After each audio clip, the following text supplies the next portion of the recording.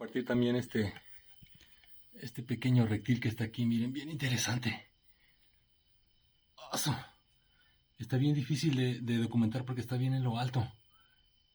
Es un raposo. Ese es uno.